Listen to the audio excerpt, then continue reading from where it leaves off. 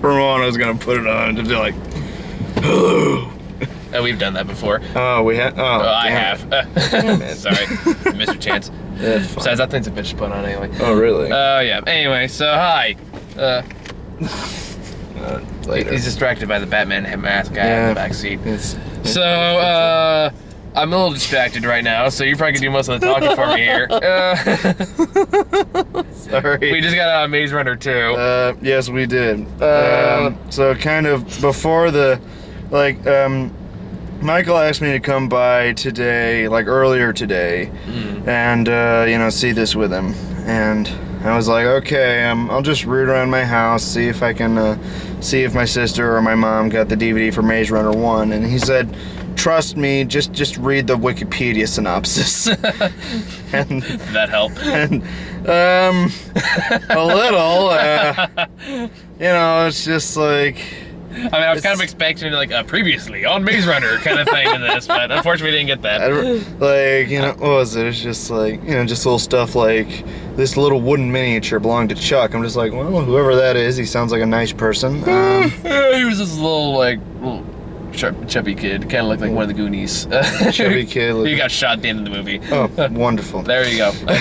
Now we know. Now you know. Knowing's half the battle. The movie makes sense now! No, it doesn't. Wow! It makes more sense than the first one did. I'll give it that much. Yeah.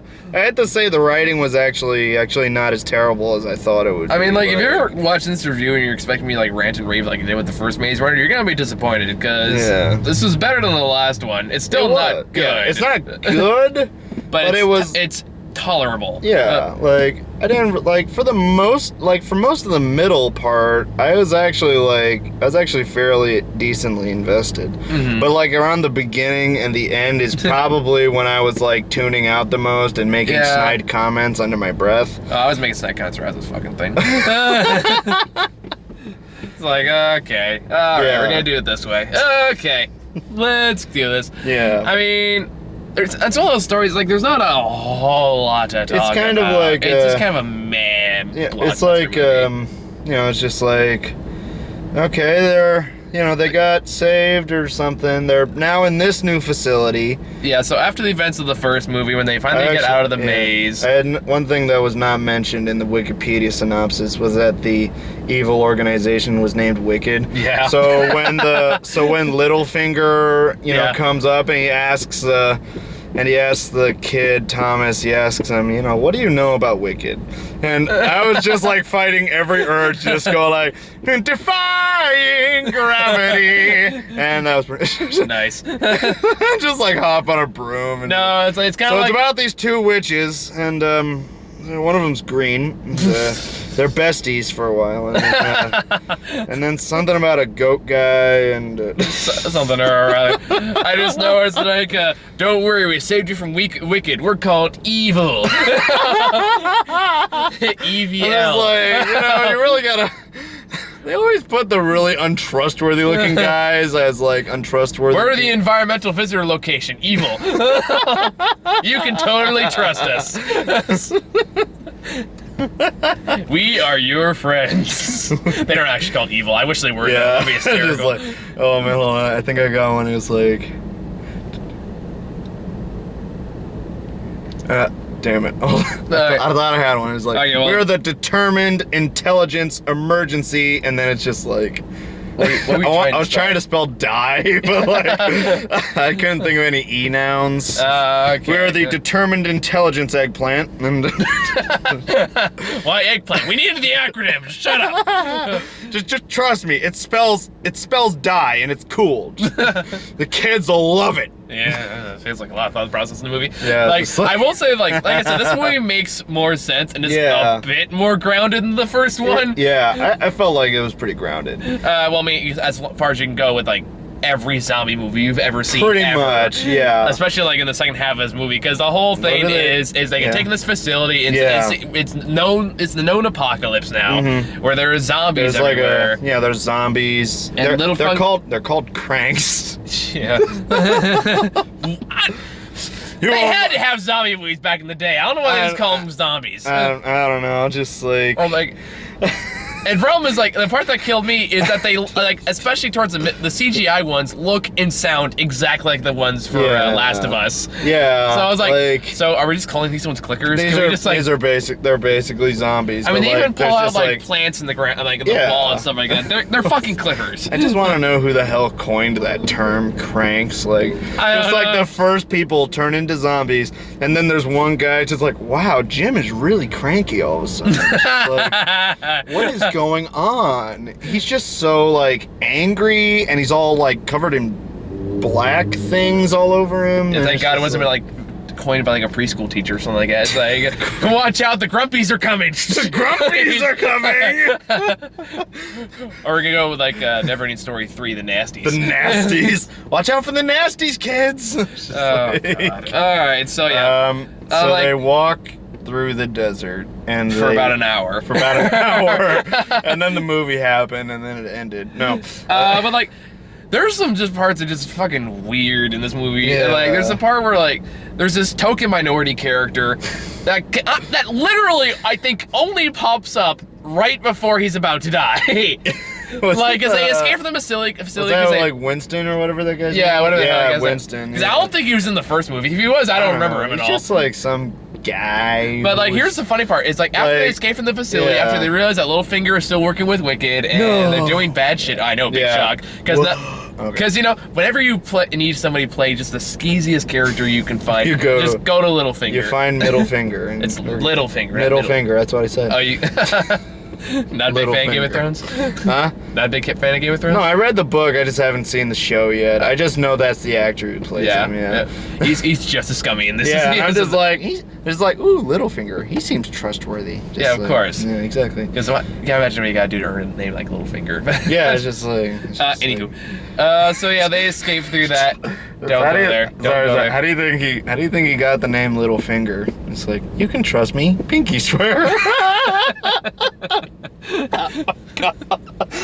Was that where you were telling me not to go, or were you thinking of something way worse? I was thinking something way worse. Okay. Okay, that was actually relatively tame in comparison. Thank you.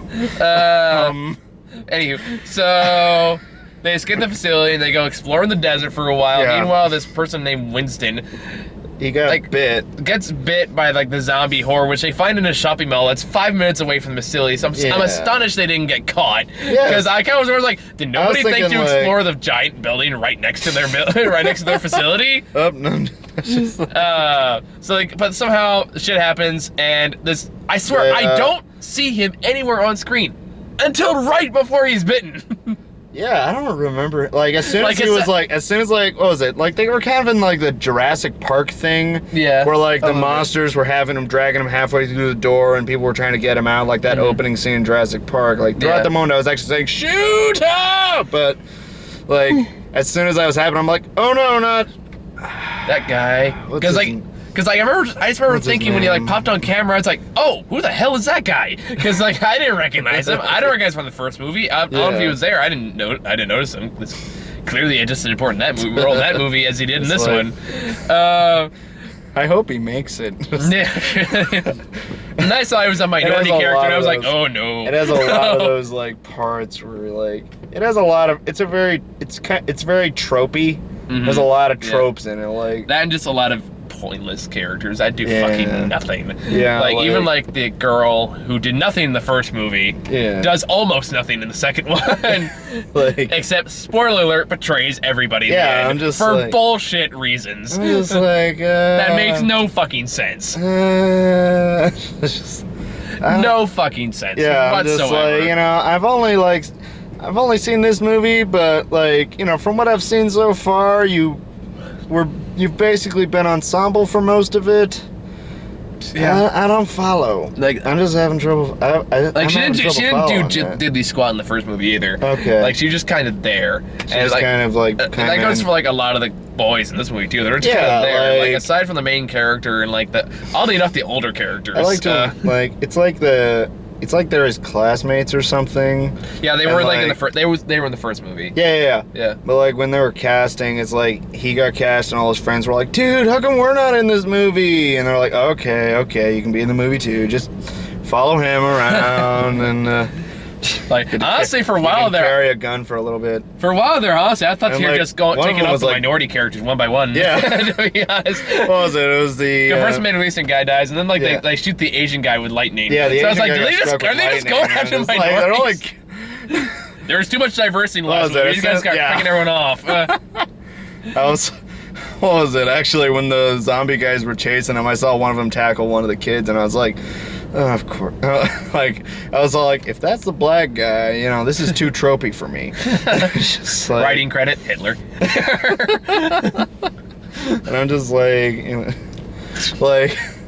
it's just kind of, it's interesting. Like, it's very, very tropey in a lot of this, like, stuff, and even some of the shit, even tropey and stuff that doesn't make sense. Like, this has been bothering me since the middle of the film, but, like, how the hell does a helicopter sneak up on people? Yeah, Like- that was like 3 times. Like, 3 times in this film, helicopters surprise everyone. Like, oh my god, it's a helicopter. How did we not see this coming? It's like, they're like walking through this abandoned city, and then, like, all of a sudden one of them's like, hold on. And it's just like silence.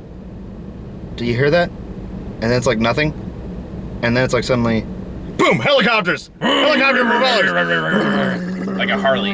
Yeah, it's like a Harley, and it's like, it only appears when, you only hear the helicopter when it's like right on top of them. Like, Yeah. Like, they do that a lot in movies. Yeah. Like, Well, yeah, they got the element of surprise. It's Yeah, kind of like, yeah. oh my god, who didn't see that tank coming? oh no. It's just like, Oh no, Better it's Godzilla. Where'd he better- come from?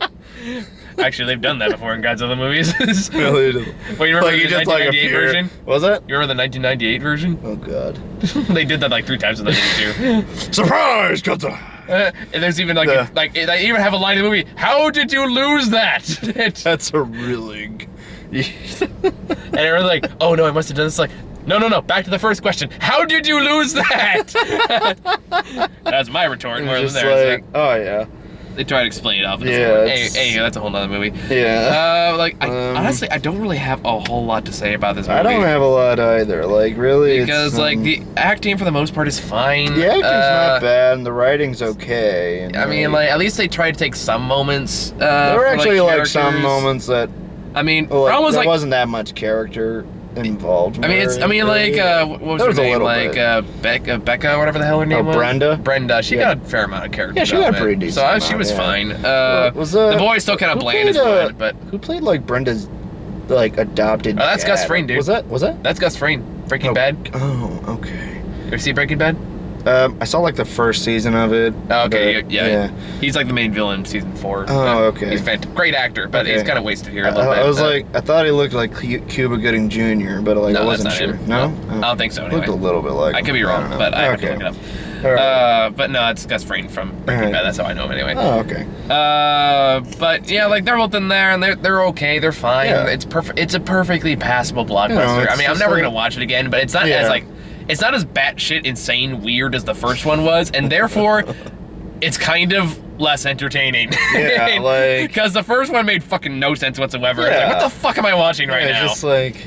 And like, even though I'm not gonna lie, towards like the very end, I got this like nasty email, so like I completely tuned out in the last like Yeah. 30 minutes of the movie. Well, let me summarize it for you. Last 30 minutes of the movie, girl betrays everyone. Yeah, I got that. I like Okay. I lost track right around the time the helicopter showed up and started blowing shit up. Okay, the helicopter shows up, like sneaks up on everyone apparently. Again. Despite the fact that we could clearly see it in like the horizon with their like headlights on. Because nobody has any and, fucking like- lookouts in this movie. Yeah, exactly. And it's just like, and then they carpet bomb the place, and then they're like, okay, let's look for those kids we're not supposed to kill. Mm-hmm. And I'm just like, and then there's a big gunfight. A bunch Yeah. of people with guns. They're like loading up a machine gun, which is also which is something else that bothered me. I'm pretty sure most of the people like who were in that battle were like on his side. So I don't think the machine gun would have done more harm. I think the machine gun would have done more probably. harm than good. It's like, 'cause- quick, shoot the Master Chief clones. yeah, it's just like shoot the Master Chief guys, but you know, like there's like 3 of your other people who are also in the way. Just like Yeah. I mean, there's a lot of like. This is the leader, by the way. This is the guy they elected or something to lead them. I mean, like, so many characters in the movie just kind of just come and go. They rush so fucking fast in this movie. You can tell they're just trying to hit all the beats as fast as humanly possible. Some of the... And like honestly, I kind of think it dragged out a bit. Like sometimes, maybe some towards parts the I'm just end, like, but like I don't know. I felt like the introduction of the Gus Fring character, I like the radio guy. Oh yeah. And his kind of sort of daughter. Yeah. It was kind of really Maybe rushed daughter. introduction, and then we're kind of supposed to care when he makes like the sacrifice, right? Like 5 minutes after we see him, and then like he says, "I'm gonna play my last song." It's like, I'm gonna play my favorite song. And I was kind of like, was music his gimmick?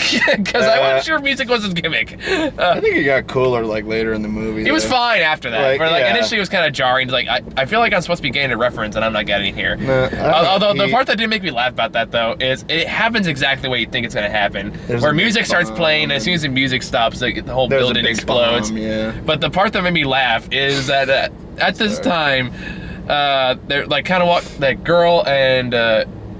Douchebag McQueen main character start walking on like the bar on the white protagonist number 6. Yes, that one. They start kind of trying to run away from there, and they're on like they're kind of catwalking on the bars a little bit, and there was like this one soldier that followed him out onto there, and then everything else behind them just fucking explodes, and there's a great look like the guy's like hanging on the edge, and looks over like dude. I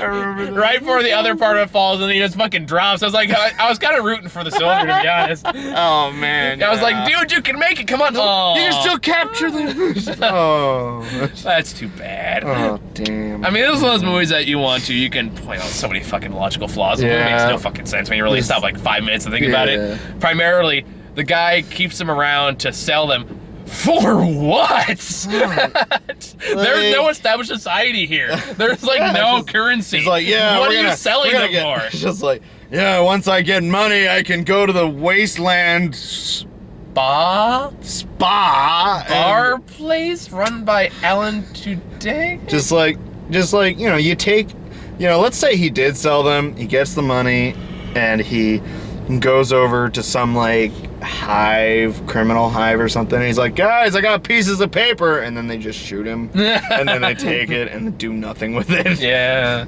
like, cool, firewood. Like, all right, kindling, thank you. Kindling, all right. Make it rain. Make it rain, kindling, yeah. I realized now that I was doing it the wrong way. What is this? Like, this is me. I'm done with this movie. This is bad, Michael. Bad. How dare I watch this movie? My bad life decisions. Seriously questioning some life decisions right now. Yeah, I got you. But anywho, do you want to talk about the weird ass bar scene? What's the bar scene again? Oh, right! That bar scene. Okay. That was fucking weird. Yeah. So white protagonist number 6, he and Brenda, I think his name was Thomas. So Thomas and Brenda, they go to... No, white protagonist number 6 is fine. Okay, white protagonist number 6 and Brenda, they go to like this abandoned city, which like has a bunch of people in it. Yeah. Yeah. Like the opposite of abandoned, pretty much. I was kind of like... It's like I just kept asking questions like, where do they get their water? Where do they get their food? Yeah. Where do they get anything? None of this is explained. And then, like, what was it? They get to this part of this little town where this guy's just having this enormous party, which just raises a lot of questions in a wasteland. Mm-hmm. Yeah. And, like, he's like... And what was it? He's like, oh, yeah, I'll let you in. What was it? He's like, I'll let you in. Right after you drink this, just like it's Alan. Like, what's his name? Alan Tudyk, or something like that. Alan. I don't know the actor's name. I know I've seen him in other stuff, he's Firefly, dude. I never watched Firefly. What? I told you I live under a cave. Get out of my car. I'm kidding. You're fine. But yeah, so he's kind of like, all right. He's like doing over the top drunken crap because he's like, you know what? This is a dumb fucking role. I'm just gonna ham it up. I'm just like, and then what comes out is like some weird fucking acid trip. Yeah. I was like, I don't think alcohol does this, guys. I don't think that was alcohol. You know, it's just. It's like, it was green, and that wasn't no Midori drink either. It's like, I'm pretty sure that was just like sewer water. It's water, ordinary water, spiced with the smallest amount of LSD. That's the ooze that made the Ninja Turtles the Ninja Turtles. Like, secret of the ooze. It's just like. So yeah, we get this weird fucking trippy weird. Like, it's like, how can you make like a sexy acid laced like club scene boring? How do you do that when there's a zombie cage fighting rain on the other side? It's just, I have no. Fucking. Just, you know, it's all foggy and everyone's just like. And then he like falls out and wakes up and everyone's just there. Yeah. It's like, it's just like, oh, thank God you were here at this place we were at too. And it's like, well, that was pointless. It's like, okay, this is a thing that happened. All right. And I was kind of rooting for Brenda though. I was like, Brenda was like one character I got behind. Brenda I thought was cool. Yeah, I liked Brenda. I liked her. She was good. Like, she's like one character. Like, she was actually doing shit, and she stays alive. Yeah. So that was also a bonus. Like... That was the first thing in Maze Runner. They killed the only character I liked, which was Chuck. Because of course they did. Yeah. This one at least they kept her alive, even though it's some kind of BS Deus Ex Machina. Yeah, what was it? Which is another reason why the twist with her, like, other girl doesn't make any sense. Yeah. What was it? It was like another thing that's just like, that always gets to me. What was it? It was like when they got to the camp where all the resistance people were at, and like, what was it? They were gonna kill Brenda because she got bit by a zombie by a cranky zombie, and then, like, he's like, no, you can't do that. And then this doctor lady comes up, and she's all like, no, we could help her with him. And then she points at white protagonist number 6. Mm-hmm. And and like, what was it? She's like, you know, he's the informant, or what? Like, how did she say it? It was like, he was like some kind of informant, where like he told them how to like get something. It's like not explained in the slightest. Yeah, basically some kind of enzyme thing in their brain or something. Well, like that they went into, but like this part about him telling them stuff and him. Oh yeah, like that. Like, I think that's kind of comes into the first movie a little bit, where it's like the original thing in the first movie was that he was originally a employee of Wicked, along with the girl, until he did something, and they sent him up to the maze as kind of like a punishment. Okay. And along with the girl, I guess that whole thing was that, he was observing the other people in the maze, so that's why it was like the whole, I can't stand to watch my friends die and all that stuff, so I'm gonna send. Like, you have one job: watch your friends die. That is it. Do I at least get vacation? No! No! Insurance? No! Watch your friends die for minimum wage. $10 an hour for watching death. It's a rough economy. It's really rough. And just hi, I'd like to apply to the watching friends die position. I never liked them anyway, fuck them. Yeah, just... They're all bland, one-dimensional people. Especially like that fucking Eowyn person, whatever the hell his name is. Eris. Which you got the biggest fucking kick out of. I'm sorry, it's like, what was it like? So in the beginning of the movie, they're like, they got saved or something. They're in some facility that seems completely trustworthy, and there's this kid there who like shows white protagonist number 6 the. Like, they have child-sized air vents, by the way. Of course. That's another trope, and they're massive security flaw. Really easy to get into, also. And like, out of. What was it? And like, white protagonist number 6 asks you, what's your name? And it's like, Eris. And then like, and I was just like, in my head, I'm just picturing white protagonist saying, no, really, what is it? It's just like, Eris, asshole. Like, are you sure? What's your problem? I didn't think that was a name that you give people you like. Oh, but it's a young adult novel, so based on a young adult novel, so really you can make up whatever bullshit name you want. It's just like, I mean, we have Katniss in Hunger Games, so Katniss is a plant. See, there you go. Like, this is my We love our son, pothead. Oh, I'm sorry. No, I'm sorry. Cannabis. We call him cannabis now. Hello, have you met our daughter, Blue Renesmee Ivy Jack Jr.? Shit, where'd you go? Where that? I don't know. It just happened. That was like oddly specific. I don't know. I just put a bunch of dumb names together. Like Jack was the least dumb, so I put it last. Fair enough. All right, Yeah. we got 15 minutes left. So really? Yeah. Well, okay. You got your thing at 7, right? I do. Okay. So, again, let's talk about the dumb twist where it turns out the girl from the first movie stabs everyone in the back. Oh, yeah. Okay, here's going on one that makes no fucking sense. Okay. Okay, she's saying that it's for the greater good, that she thinks Wicked is the only one that can develop a cure and all that stuff. Problem is, they have a cure, and 2, she knows they have it! How do I know this? Because he goes in a tent with, I guess his mother happens to be there because coincidence. And she says, oh, we've worked out a temporary cure. She was watching from outside! They show this. They show her watching from outside the tent. She knows all this, and she still calls them because she thinks Wicked can solve the problem. Oh my gosh. Makes no sense, right? Yeah, pretty much. No comment. You pretty much summed that up. Yeah. I mean, if someone point out a fact I missed, it's like I'm pretty sure I got my bases covered. It's about. The only twist I can think of that was worse than that was the one in Spy Kids 2, where what was it, Uncle Felix is I have to betray you now, because he says he'll kill me if I don't, so I'm a bad guy now. Dude, you're pulling up a way fucking obscure reference there.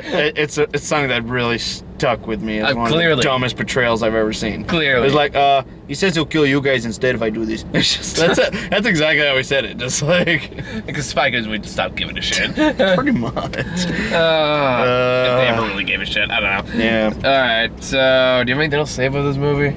The middle's alright. Beginning and end can suck it. Yeah, fair enough. Alright. That is fair. So it's not as bad as I thought it was gonna be. No, I thought it was gonna be worse. I thought it was gonna be way worse. Yeah, so it was a nice surprise. I mean, for that middle portion. Yeah, it's one of those things. It's a movie. It's kind of boring, but it's fine. It's harmless. It's harmless. It's not gonna break anyone's minds unless you're like me and go, well, that doesn't make any fucking sense. But either way, it's a young adult movie. I mean, there are better ones out there, but it isn't the worst either. Yeah. But yeah, so there's that. So let's briefly go talk about the trailer so we can wrap this up. So we got Hunger Games and Mockingjay Part 2 again, which, makes sense. We get this trailer in this movie. Yeah. Then we got Crimson Peak. What was that one again? That was the Guillermo del Toro movie, ghost movie. Oh yeah, that actually, I thought that looked kind of cool. I'm looking forward to that one. I felt like it was a lot more interesting than other horror movie trailers, because I swear every horror movie trailer I see looks exactly the same. Yeah, I mean, but I'm not this sure, one actually just based on the visuals, I don't think it's gonna be necessarily scary, but it's gonna be visually interesting. At least. It actually looked really cool, because I'm a huge fantasy nerd, and I was just kind of like, ooh, yeah, I want to watch it. Yeah. I'm kind of hoping it has more practical effects that are in the trailer, but because it is Guillermo del Toro, so I'm kind of hoping it did a little more than just CGI the ghost, but we'll see. Then we got The Martian, which I'm looking forward to. That actually also looks really cool. Matt Damon doing a good movie again, basically Interstellar Part 2, since he's basically playing the same character. Pretty much, yeah. But no, that actually looks really good, and it's got a good review so far, so I'm looking forward to that one. Yeah. Oh, I will give this movie one credit, though, is the fact that there were more practical effects in Maze Runner Part 2 than I was expecting. Oh, yeah. A lot of zombies towards the end were CGI, but the first... Quite a few of the first ones we got were actual actors, so I was actually pretty impressed by that. That was actually really cool of them. Yeah, so I was like, okay, props to them. What was it actually? There was this one stunt I thought was really cool where it was in the ending and the big fight scene, and what was it? The guy I thought was Cuba Gooding Jr.